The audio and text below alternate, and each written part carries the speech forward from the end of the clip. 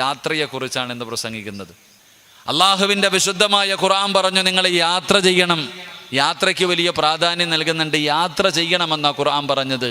ഭൂമിയുടെ നാനാഭാഗങ്ങളിൽ നിങ്ങൾ സഞ്ചരിക്കണം. അള്ളാഹുവിൻ്റെ ദൃഷ്ടാന്തങ്ങൾ കാണാൻ, അള്ളാഹുവിൻ്റെ ദൃഷ്ടാന്തങ്ങളെക്കുറിച്ച് പഠിക്കാൻ നിങ്ങൾ യാത്ര ചെയ്യണമെന്ന് അള്ളാഹുവിൻ്റെ വിശുദ്ധമായ ഖുർആൻ പറയുമ്പോൾ, എൻ്റെ പ്രിയമുള്ള സഹോദരങ്ങളെ, സഹോദരിമാരെ, അള്ളാഹുവിൻ്റെ വിശുദ്ധമായ ഖുർആൻ 114 അധ്യായങ്ങൾ, 6600 പരം വരുന്ന ആയത്തുകൾ.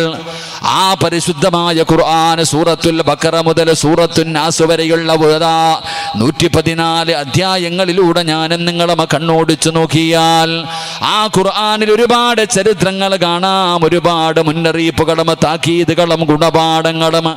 അള്ളാഹു നിങ്ങളുടെ മുൻഗാമികൾക്ക് കൊടുത്ത ശിക്ഷകളെക്കുറിച്ച്, നരകത്തെക്കുറിച്ച്, സ്വർഗത്തെക്കുറിച്ച്, മരണത്തെക്കുറിച്ച്, ഖബറിനെ കുറിച്ച്, എൻ്റെ പ്രിയപ്പെട്ടവരെ, നരകത്തിൻ്റെ തട്ടുകളെക്കുറിച്ച്, സിറാത്തിനെ കുറിച്ച്, മീസാനിനെ കുറിച്ച്, ഹൗദുൽ കൗസറിനെ കുറിച്ച് പരിശുദ്ധമായ ഖുർആൻ ഒരുപാട് സ്ഥലങ്ങളിൽ നമുക്ക് പലമായ ചരിത്രങ്ങളും പാഠങ്ങളും പഠിപ്പിച്ചു തരുമ്പോ ആ പരിശുദ്ധമായ ഖുർആൻ എടുത്തു നോക്കിയാൽ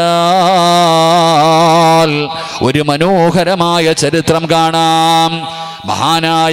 മഹാനായ കലീമുല്ലാഹി മൂസാ നബി അലൈഹിസ്സലാം, അല്ലാഹുവിൻ്റെ പ്രവാചകനായ മൂസാ നബി അലൈഹിസ്സലാമിൻ്റെ മനോഹരമായ ഒരു ചരിത്രം കാണാം.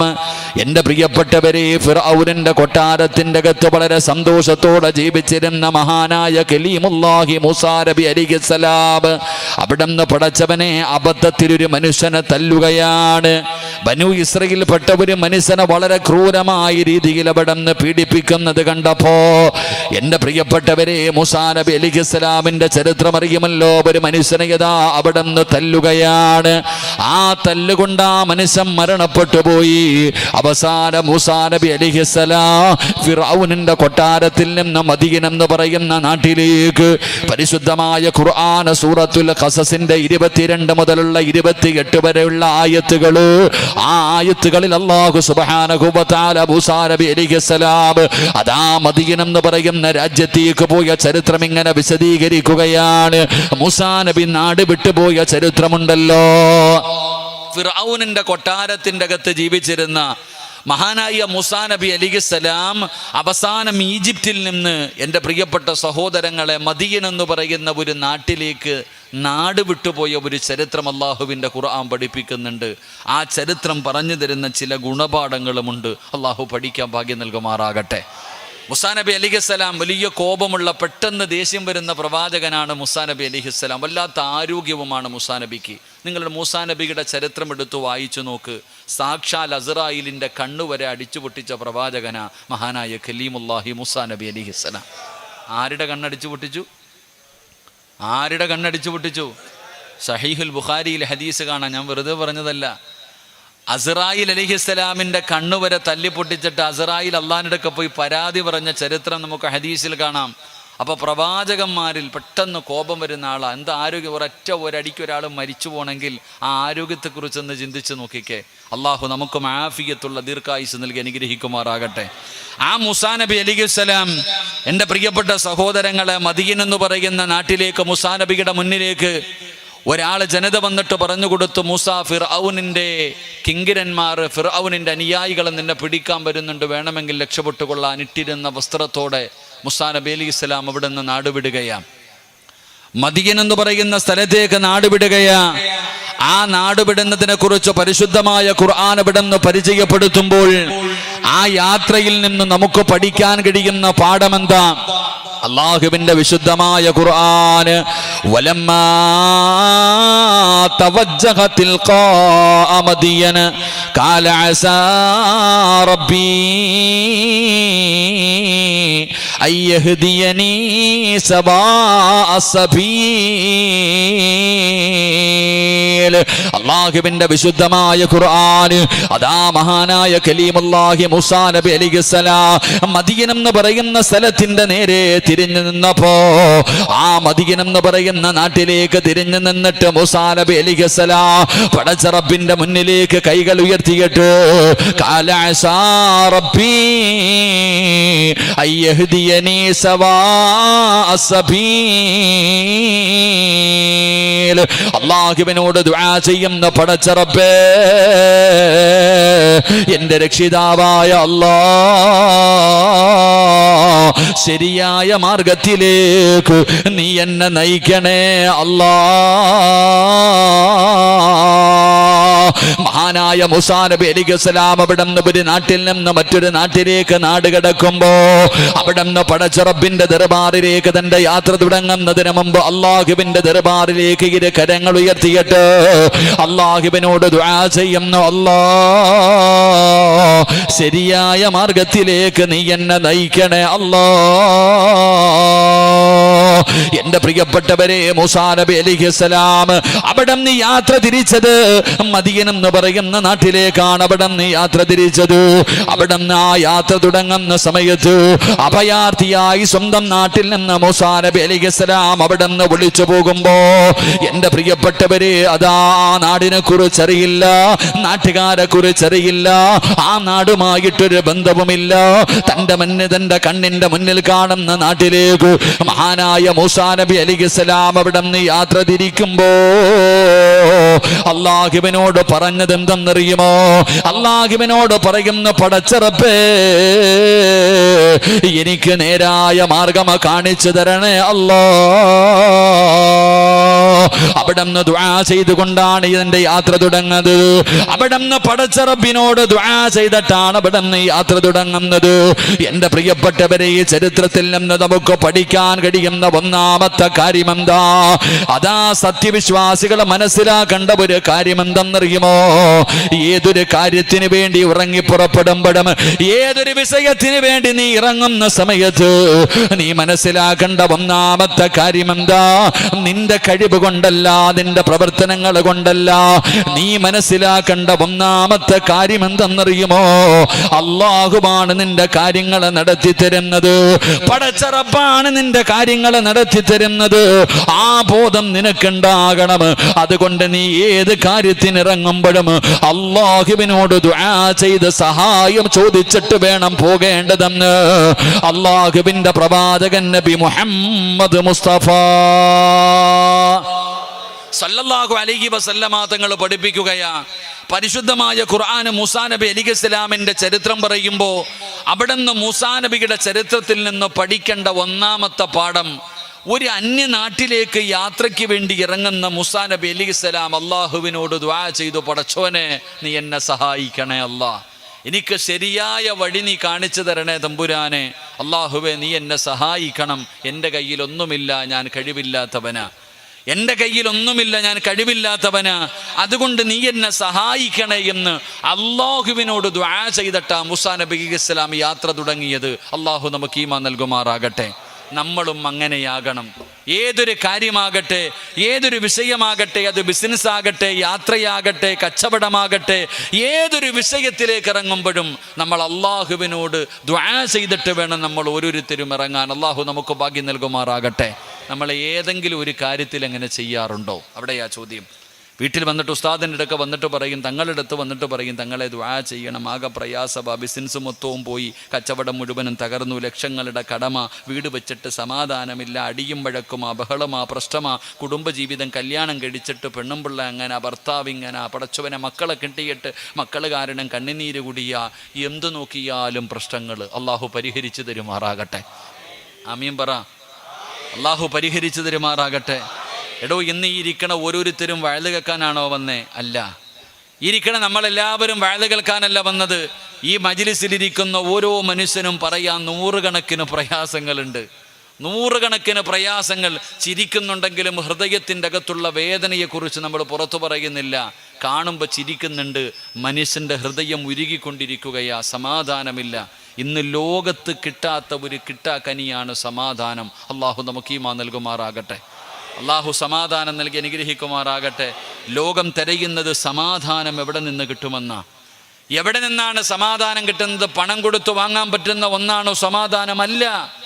അധികാരം കൊണ്ട് നേടാൻ പറ്റുന്നതാണോ? ആൾബലം കൊണ്ട് നേടാൻ പറ്റുന്നതാണോ? സൗന്ദര്യം കൊണ്ട് നേടാൻ പറ്റുന്നതാണോ? കുടുംബ മഹിമ കൊണ്ട് നേടാൻ പറ്റുന്ന ഒന്നല്ല സമാധാനം. നിങ്ങൾ ഖുർആൻ എടുത്തു നോക്ക്.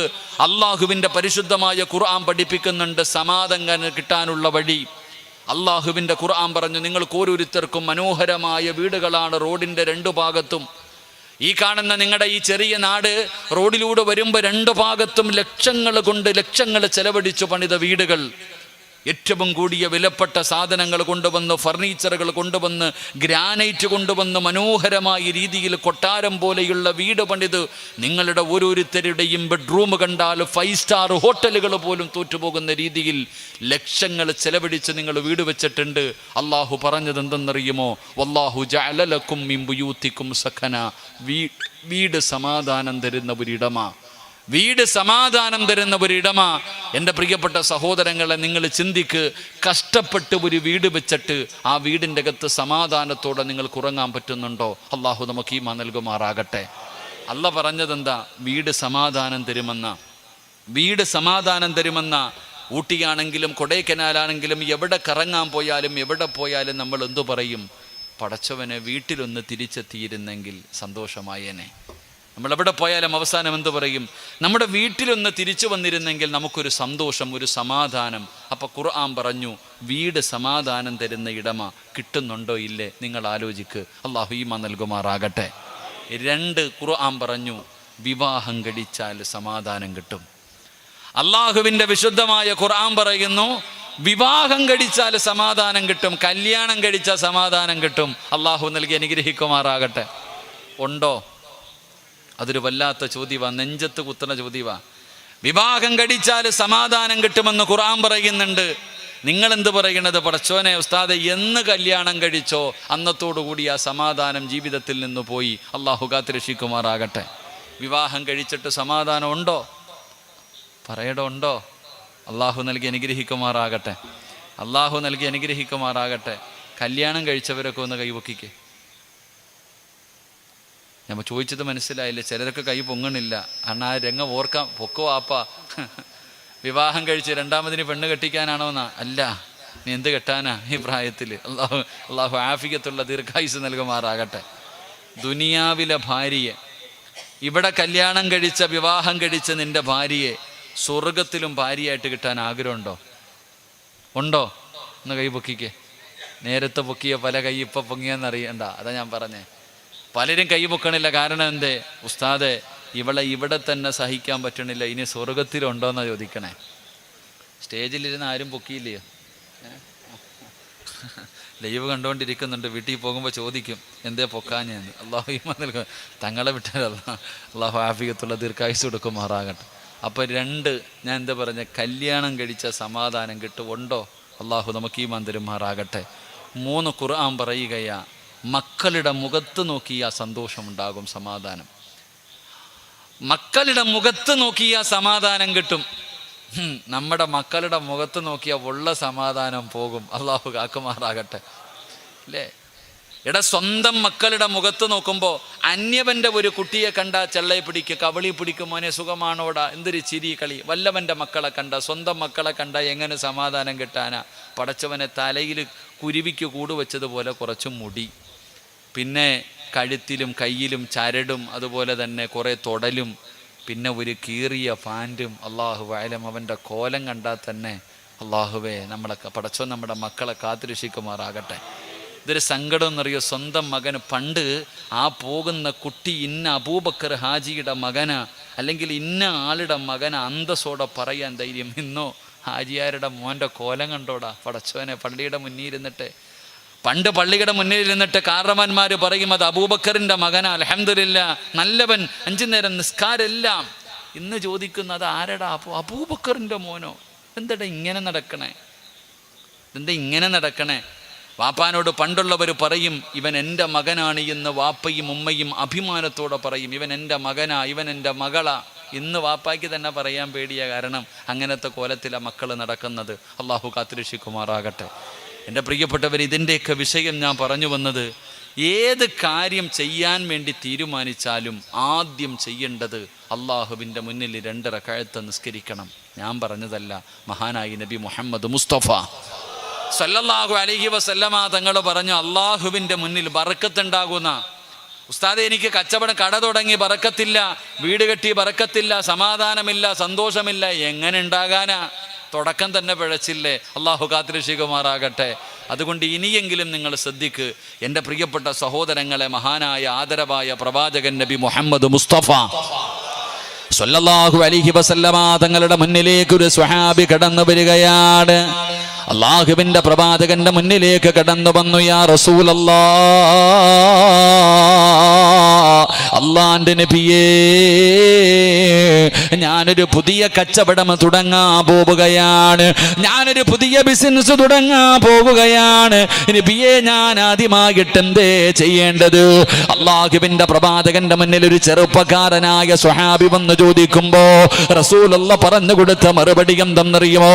ഈ സദസ്സിലിരിക്കുന്ന എൻ്റെ പ്രിയപ്പെട്ട മാതാപിതാക്കളോട് പറയുകയാണ്, വീട് കെട്ടാൻ തീരുമാനിക്കുന്നവന്, കച്ചവടം തുടങ്ങാൻ തീരുമാനിക്കുന്നവന്, പെണ്ണ് കാണാൻ തീരുമാനമെടുക്കുന്നവന്, മോനെ, ഏത് കാര്യം ചെയ്യാൻ തീരുമാനിക്കുമ്പോഴും നീ ആദ്യമായിട്ട് ചെയ്യേണ്ട കാര്യം എന്തെന്നറിയുമോ? അള്ളാഹുവിൻ്റെ പ്രവാചകൻ അവിടെന്ന് പറഞ്ഞു, സ്വഹാബാ, അള്ളാഹുവിൻ്റെ റസൂൽ അവിടെന്ന് പറയുന്നതിൽ പടച്ച റബ്ബിന്റെ സഹായം വേണോ? അള്ളാഹു നിനക്ക് ബർക്കത്ത് ചെയ്യണോ? നിന്റെ കച്ചവടത്തില് ബർക്കത്ത് വേണോ? നിന്റെ സമ്പത്തില് ബർക്കത്ത് വേണോ? നിന്റെ കുടുംബ ജീവിതത്തില് ബർക്കത്ത് വേണോ? നിന്റെ മക്കളിൽ ബർക്കത്ത് വേണോ? നിന്റെ ഭക്ഷണത്തില് ബർക്കത്ത് വേണോ? നിന്റെ ആയുസ്സില് ബർക്കത്ത് വേണോ? അള്ളാഹു നൽകിയിരിക്കുന്ന എല്ലാ നല്ല കാര്യങ്ങളിലും നിനക്ക് ബർക്കത്ത് വേണോ? ഇതൊക്കെ നിലനിൽക്കണോ? നിനക്ക് സമാധാനം വേണോ? അള്ളാഹുവിന്റെ പ്രവാചകനോട് ചോദിക്കുന്നു, യാ റസൂലല്ലാഹ്, അള്ളാന്റെ നബിയേ, ഞാനൊരു പുതിയ കച്ചവടം തുടങ്ങാൻ പോവുകയാണ്, ആദ്യമായിട്ട് ചെയ്യേണ്ടത് എന്തെന്ന് ലോകത്തിന്റെ നേതാവിനോട് ചോദിച്ചപ്പോ അള്ളാഹുവിന്റെ പ്രവാചകൻ പറഞ്ഞു കൊടുത്ത മറുപടി, സ്വഹാബാ, 2 റക്അത്ത് നമസ്കരിച്ചിട്ട് നീ ദുആ ചെയ്യുന്ന നബി മുഹമ്മദ് മുസ്തഫ സല്ലല്ലാഹു അലൈഹി വസല്ലമ തങ്ങൾ പറഞ്ഞത്, പടച്ചവനെ, 2 റക്അത്ത് നമസ്കരിക്കാരാ, 2 റക്അത്ത് നിസ്കരിച്ചിട്ട് അള്ളാഹുവിനോട് ദുആ ചെയ്യ്, എന്നിട്ട് വേണം നീ അതിനു വേണ്ടി ഇറങ്ങേണ്ടതെന്ന് ആദരവായ പ്രവാചകൻ നബി മുഹമ്മദ് മുസ്തഫ സല്ലല്ലാഹു അലൈഹി വസല്ലമ തങ്ങൾ പറഞ്ഞു, ആദ്യം 2 റക്അത്ത് നിസ്കരിക്ക്, എന്നിട്ട് അള്ളാന്റെ കയ്യിൽ ഏൽപ്പിക്ക്. പടച്ചവനെ, കച്ചവടത്തിന് ഇറങ്ങുകയാ, യാത്രയ്ക്ക് ഇറങ്ങുകയാ, പെണ്ണ് കാണാൻ ഇറങ്ങുകയാ, വീട് വെക്കാൻ ഇറങ്ങുകയാ, എക്സാമിന് വേണ്ടി ഇറങ്ങുകയാ, ജോലിക്ക് വേണ്ടി പോകുകയാ. അള്ളാഹുവേ, ഖൈറും ഷർറും നിനക്കറിയാം, അള്ളാഹുവേ നീ സഹായിക്കണേ എന്ന് ദുആ ചെയ്യണേ എന്ന് ആദരവായ പ്രവാചകൻ നബി മുഹമ്മദ് മുസ്തഫ സല്ലല്ലാഹു അലൈഹി വസല്ലം. അള്ളാഹു ഈമാൻ നൽകുമാറാകട്ടെ.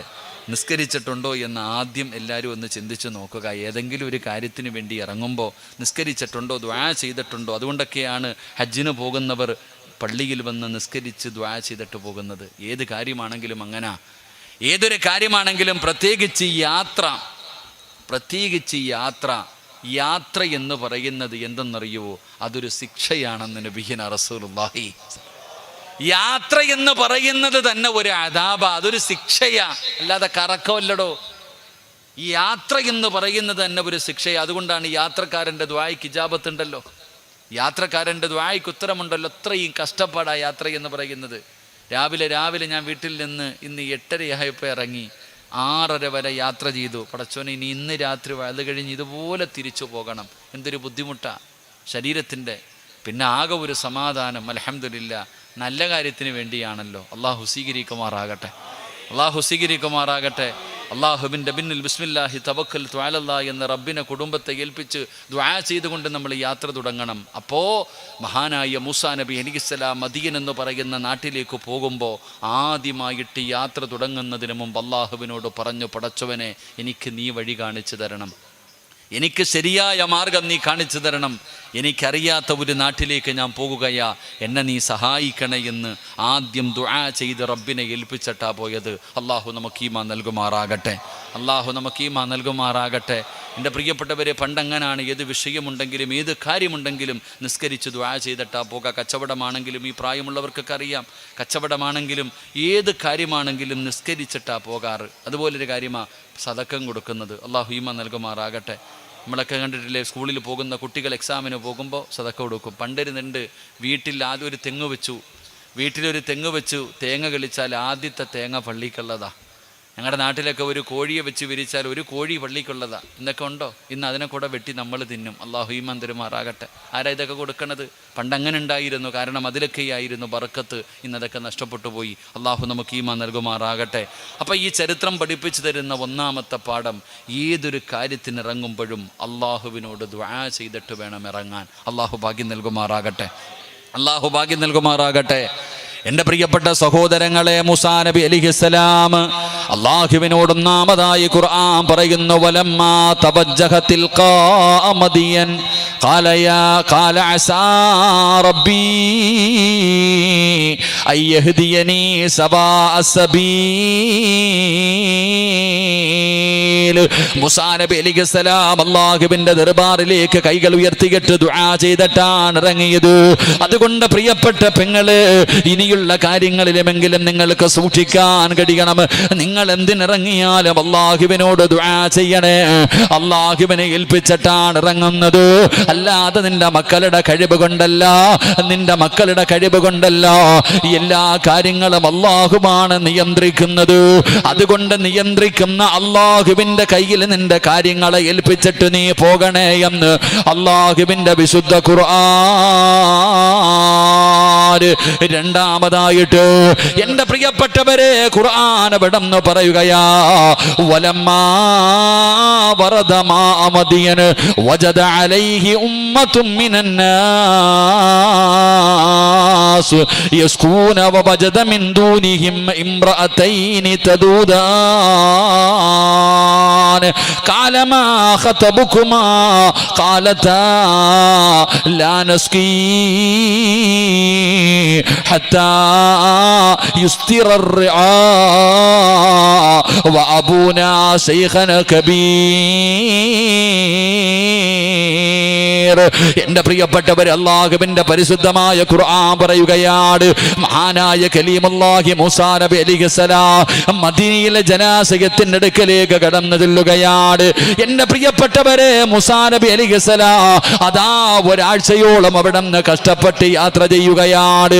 ഒരാഴ്ചയോളം അവിടെ നിന്ന് കഷ്ടപ്പെട്ടു പ്രയാസപ്പെട്ട് യാത്രയിലെ ദുരിതങ്ങൾ മുഴുവനും സഹിക്കാൻ കഴിയാതെ എല്ലാ പ്രയാസങ്ങളും അനുഭവിച്ചുകൊണ്ട് മൂസാ നബി അലൈഹിസ്സലാം ഇങ്ങനെ നടന്നു ചെല്ലുമ്പോ അതാ ഒരു ജലാശയം കാണുകയാണ്, ഒരു ജലാശയം കാണുകയാണ്.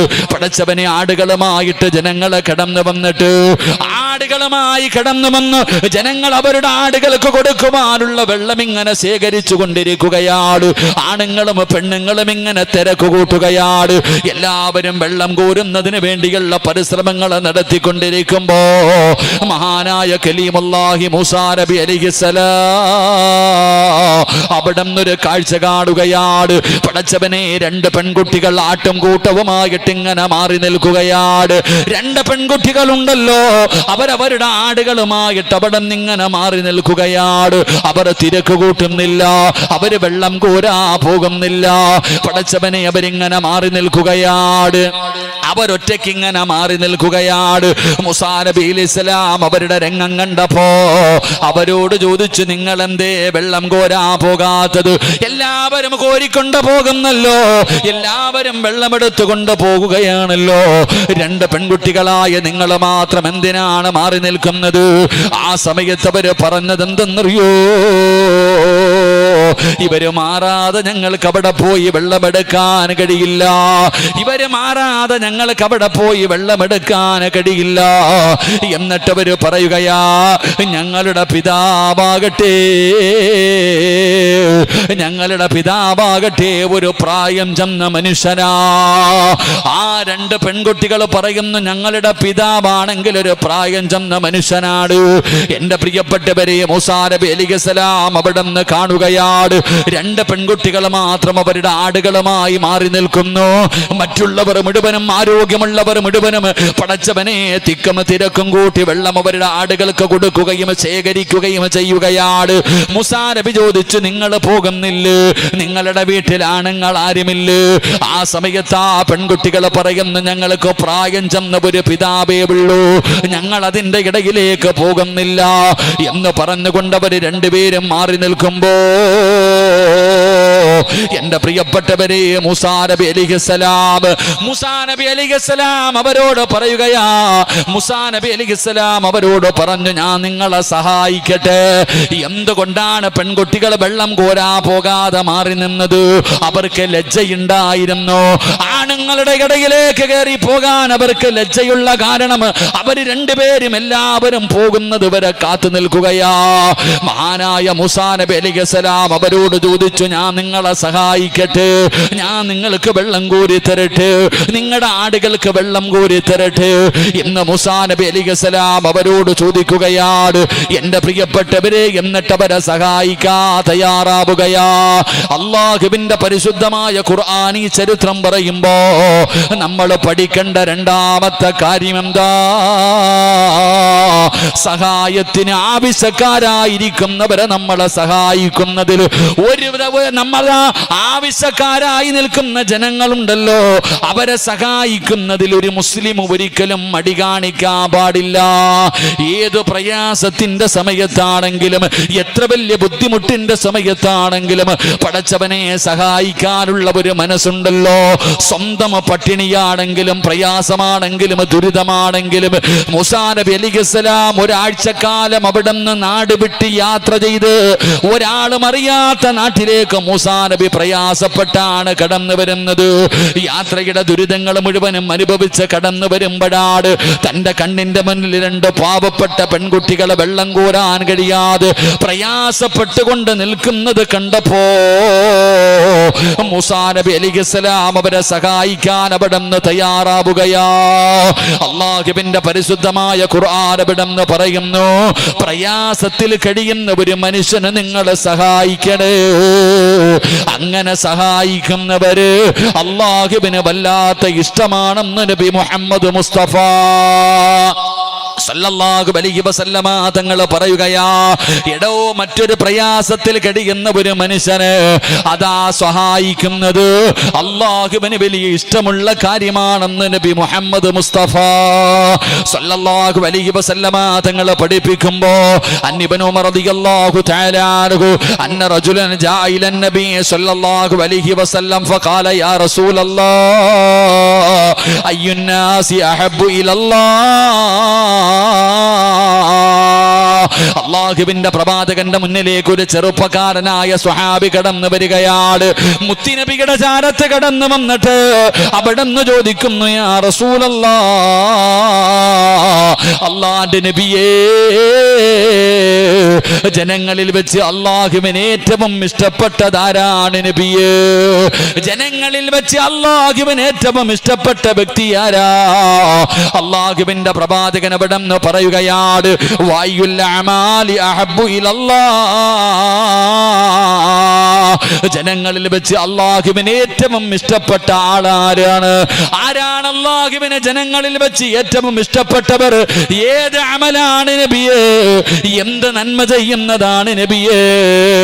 അല്ലാഹുവിന്റെ പ്രവാചകനോട് അവിടെ സ്വഹാബത്ത് ചോദിക്കുമ്പോ റസൂലുള്ളാഹി പറഞ്ഞു കൊടുത്ത മറുപടി, ഫഖാല റസൂലുള്ളാഹി സ്വല്ലല്ലാഹു അലൈഹി വസല്ലം അഹബ്ബുൻ നാസി ഇലല്ലാഹി തആല അൻഫഉഹും ലിന്നാസ്. അബ്ബാസ് അള്ളാഹുവിന്റെ പ്രവാചകൻ അവിടെ നിന്ന് പറഞ്ഞു കൊടുക്കുകയാണ്, അള്ളാഹുവിന് ഏറ്റവും ഇഷ്ടപ്പെട്ട കാര്യം എന്തെന്നറിയോ? ഒരു മുസ്ലിമിനെ സന്തോഷിപ്പിക്കല, ഒരു മുസ്ലിമിന്റെ പ്രയാസം മാറ്റല, അവന്റെ കടബാധ്യത തീർത്തു കൊടുക്കല, വിശക്കുന്നവന് ഭക്ഷണം കൊടുക്കല അല്ലാഹുവിന് ഏറ്റവും ഇഷ്ടപ്പെട്ട കാര്യമെന്ന് ആദരവായ പ്രവാചകൻ നബി മുഹമ്മദ് മുസ്തഫ സല്ലല്ലാഹു അലൈഹി വസല്ലമ തങ്ങൾ പറയുന്നു, അള്ളാഹുവിന് ഏറ്റവും ഇഷ്ടപ്പെട്ട കാര്യമാണ് ഒരു മുസ്ലിമിനെ സഹായിക്കുക, ഒരു പാവപ്പെട്ടവനെ സഹായിക്കുക, വിശക്കുന്നവന് ഭക്ഷണം കൊടുക്കുക, കടം കൊണ്ട് ബുദ്ധിമുട്ടുന്നവന്റെ കടം മാറ്റുക. എൻ്റെ പ്രിയപ്പെട്ടവരെ, എന്തെങ്കിലും പ്രയാസത്തിൽ അനുഭവിക്കുന്നവനെ സഹായിക്കുക, ഇത് അള്ളാഹുവിന് ഏറ്റവും ഇഷ്ടപ്പെട്ട കാര്യമാണെന്ന് നബിയിന റസൂലുള്ളാഹി മഹാനായ മൂസാ നബി അലൈഹിസ്സലാം ഒരു മാസക്കാലം ഒരാഴ്ചയോളം കഷ്ടപ്പെട്ട് യാത്ര ചെയ്ത് കഴിക്കാൻ ഭക്ഷണമില്ലാതെ വളരെ പ്രയാസപ്പെട്ടുകൊണ്ട് ഒരു നാട്ടിൽ നിന്നൊരു മറ്റൊരു നാട്ടിലേക്ക് നാട് വിട്ടു വരുമ്പോൾ തൻ്റെ കണ്ണിൻ്റെ മുന്നിൽ 2 പെൺകുട്ടികൾ വെള്ളം കോരാൻ സാധിക്കാതെ അവരുടെ ആടുകളുമായി ഒരു ഭാഗത്തേക്ക് മാറി നിൽക്കുന്നു. എന്ത് നിങ്ങൾ പോകാത്തത്? ആ പെൺകുട്ടികൾ പറയുന്നു, ഞങ്ങൾക്ക് ആണുങ്ങളുടെ ഇടയിലേക്ക് പോകാൻ കഴിയില്ല. അവരെല്ലാവരും ഒഴിഞ്ഞു പോയതിനു ശേഷം വെള്ളം കോരാൻ നിൽക്കുകയാ. അപ്പം മൂസാ നബി ചോദിച്ചു, നിങ്ങളുടെ വീട്ടിൽ ആണുങ്ങൾ ആരുമില്ലേ? ഒരു പ്രായം ചെന്ന പിതാവ് മാത്രമേ ഉള്ളൂ. മൂസാ നബി അലൈഹിസ്സലാം താൻ അനുഭവിച്ച എല്ലാ വേദനകളും മാറ്റിവെച്ചിട്ട് അവരോട് പറഞ്ഞു, ഞാൻ നിങ്ങളെ സഹായിക്കട്ടെ. ഇതായിരിക്കണം ഒരു മുസ്ലിം. അള്ളാഹു നമുക്ക് ഈമാൻ നൽകുമാറാകട്ടെ. ഒരു പ്രയാസം കൊണ്ട് ബുദ്ധിമുട്ടുന്നവനെ സഹായിക്കാനുള്ള ഒരു മനസ്സ് നമ്മളിൽ പലർക്കും ഇല്ലാതായിപ്പോയി. എൻ്റെ പ്രിയപ്പെട്ടവരെ, കാരുണ്യ പ്രവർത്തനങ്ങൾ, പൊതുപ്രവർത്തനങ്ങൾ നമ്മൾ മനസ്സിലാക്കേണ്ടത്, വിശക്കുന്നവന് ഭക്ഷണം കൊടുക്കണം. അൽഹംദുലില്ലാ, എത്രയോ രോഗികൾ, യതീമീങ്ങൾ, നമ്മുടെ കണ്ണിൻ്റെ മുന്നിൽ എത്രയോ പാവപ്പെട്ടവർ വീടിൻ്റെ മുന്നിൽ വരുന്നില്ലേ? കഴിക്കാൻ ഭക്ഷണമില്ലാത്തവരില്ലേ? ധരിക്കാൻ വസ്ത്രമില്ലാത്തവരല്ലേ? കിടന്ന കിടപ്പിൽ കിടന്ന് മലമൂത്ര വിസർജനം നടത്തുന്ന എത്രയോ പാവങ്ങൾ, ലക്ഷങ്ങളുടെ കടം വന്നിട്ട് രക്ഷപ്പെടാൻ വഴിയില്ലാതെ പ്രയാസപ്പെടുന്നവർ. എൻ്റെ പ്രിയപ്പെട്ട സഹോദരങ്ങളെ, സഹോദരിമാരെ, ലോൺ എടുത്തിട്ട് വീട് ജപ്തിയുടെ വാതിൽ വന്ന് നിൽക്കുന്നവർ, ഇങ്ങനെ എത്രയോ പേര് ഓരോ ദിവസവും ഞാനും നിങ്ങളും കാണുന്നുണ്ട്. പക്ഷേ എൻ്റെ പ്രിയപ്പെട്ടവരെ, സഹായിക്കാനുള്ള ഒരു മനസ്സ് നമ്മളിൽ പലർക്കും ഇല്ലാതെ പോകുന്നു. അതൊരു മനസ്സ്, അങ്ങനെ ഒരു മനസ്സുണ്ടാകണമെങ്കിൽ അള്ളാഹു കരുണ ചെയ്തവർക്ക് അങ്ങനെ ഒരു മനസ്സുണ്ടാകൂ. കാരണം മഹാനായ ആദരവായ പ്രവാചകൻ നബി മുഹമ്മദ് മുസ്തഫ സല്ലല്ലാഹു അലൈഹി വസല്ലമ തങ്ങൾ പറയുന്നു, നിങ്ങളുടെ മുന്നിലേക്ക് ബക്കറ്റ് കടന്നു വരും. ഒരാളുടെ മുന്നിലേക്ക് ആരെങ്കിലും കൈനീട്ടുമ്പോൾ നമ്മൾ വിചാരിക്കും സദഖ കൊടുക്കുന്നത് നമ്മുടെ കഴിവാണെന്ന്. ഒരിക്കലുമല്ല സഹോദര. ഒരു മനുഷ്യന് 1 രൂപ സദഖ കൊടുക്കണമെങ്കിൽ 70 ശൈത്താൻ കയ്യിൽ പിടിച്ചിട്ട് പറയും കൊടുക്കരുത്. 70 ശൈത്താന്മാർ കയ്യിൽ പിടിച്ചിട്ട് പറയും കൊടുക്കരുത്.